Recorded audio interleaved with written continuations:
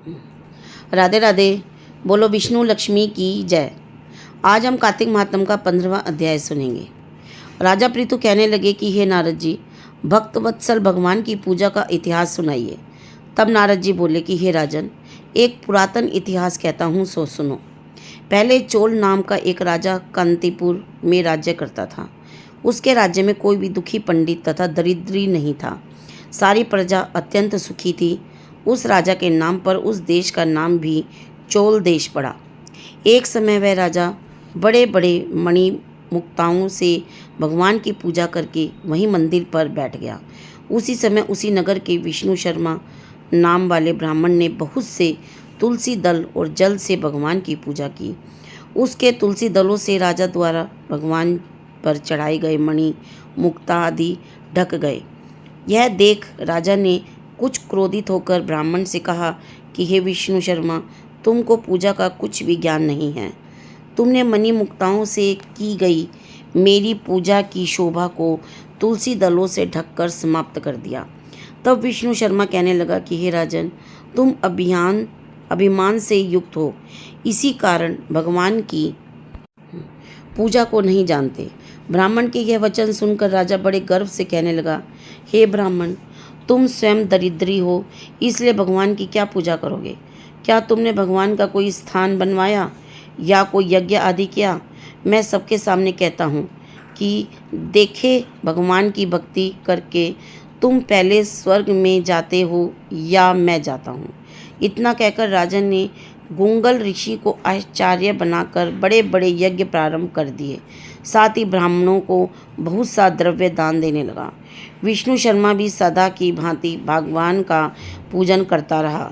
उसने 5 नियम लिए: माघ तथा कार्तिक के व्रत, तुलसी वन रोपण, एकादशी का व्रत तथा ओम नमो भगवते वासुदेवाय इस मंत्र का जाप। साथ ही दिन रात भगवान का कीर्तन करने लगा। चलते फिरते उठते बैठते सदैव भगवान का स्मरण करता रहा। एक समय भोजन करता एक दिन विष्णु शर्मा ने रसोई बनाई तो कोई पाक उठाकर ले गया। उसने फिर रसोई नहीं बनाई कि सायंकाल का व्रत भंग न हो जाए और भूखा ही सोता रहा। दूसरे दिन फिर रसोई बनाई तो वह भगवान का भोग लगाने लगा तो फिर कोई पाक उठा कर ले गया। इसी प्रकार 7 दिन तक होता रहा। यद्यपि विष्णु शर्मा भूख के मारे व्याकुल हो गया, परंतु सत्संग के समय के भंग हो जाने के भय से दूसरी बार रसोई नहीं बनाई। वह यही सोचता रहता कि न जाने कौन हमारा पाक उठा ले जाता है। भक्तों के इस आश्रय को छोड़कर जाना भी उसने ठीक नहीं समझा। फिर सोचा, अच्छा, आज मैं पूरी तरह ध्यान रखूंगा और देखूंगा कि कौन पाक उठा कर ले जाता है। ऐसा विचार कर वह एक स्थान में छुप कर बैठ गया। थोड़ी देर में वह क्या देखता है कि एक अति दुर्बल चांडाल, जिसका शरीर केवल अस्थियों का पिंजर बना हुआ था, छिप कर आया। थोड़ी देर में वह क्या देखता है कि एक अति दुर्बल चांडाल, जिसका शरीर केवल अस्थियों का पिंजर बना हुआ था, छिप कर आया और वहाँ से पाक उठाकर चलने लगा। उसको देखकर विष्णु शर्मा के मन में अति दया उत्पन्न हुई और वह कहने लगा कि भैया, रूखा भोजन मत ले जाओ, मेरे पास थोड़ा सा घी है, वह भी लेते जाओ। ब्राह्मण के यह वचन सुनकर डरा हुआ वह चंडाल भागता हुआ ठोकर खाकर गिर गया।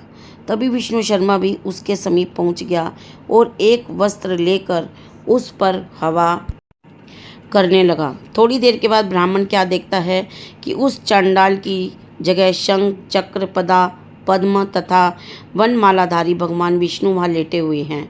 उसी समय भगवान ने भगवान के चरणों में गिरकर नमस्कार किया। तभी इंद्रादि देवता भी वहाँ पर आ गए।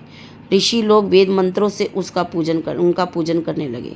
तब भगवान ने स्नेहपूर्वक उस ब्राह्मण का आलिंगन किया और उसको सारूप्य मुक्ति प्रदान की। तत्पश्चात अपने साथ विमान में बैठाकर बैकुंठ को ले गया। वह चरित्र देखकर चोल राजा अत्यंत दुखी हुआ और उसने आचार्य गुंगल ऋषि को बुलाकर कहा कि यह सब क्या हो रहा है? जिसके द्वेष के कारण हमने यह सब यज्ञ किए, वह तो बैकुंठ को जा रहा है। क्या हमारे सब यज्ञादि निष्फल गए? इससे यही सिद्ध होता है कि भगवान यज्ञादि से नहीं केवल भक्ति से ही प्रसन्न होते हैं। राजा आजीवन ब्रह्मचारी रहा था, इस कारण उसके कोई संतान नहीं थी। अतएव अपना सब राजपाट धन आदि अपने भांजे को सौंपकर भगवान मुझको स्थिर भक्ति दे, ऐसा कहकर अग्नि कुंड में कूद गया। यह देखकर गुंगल ऋषि ने क्रोध में आकर अपनी शिखा यानी चोटी उखाड़ ली। तब से अभी तक चोल देश में भांजा मामा का अधिकारी होता है और आज भी गुंगल गोत्र के ब्राह्मण सिर पर शिखा नहीं रखते। राजा के अग्निकुंड में गिरते ही भगवान अग्निकुंड में प्रकट हो गए और उसका आलिंगन कर उसे सारूप्य मुक्ति प्रदान की। इसके पश्चात विष्णु भगवान ने विष्णु शर्मा को पुण्यशील तथा चोल राजा को सुशील नामक अपना द्वारपाल बना दिया। इस प्रकार कार्तिक महात्म का 15वां अध्याय समाप्त हुआ। बोलो विष्णु लक्ष्मी की जय। अगर आपको अध्याय अच्छा लगा हो तो लाइक शेयर सब्सक्राइब जरूर कीजिए और बेल वाला बटन दबा दें ताकि आपको आगे आने वाला अध्याय जल्द ही मिल जाए। राधे राधे।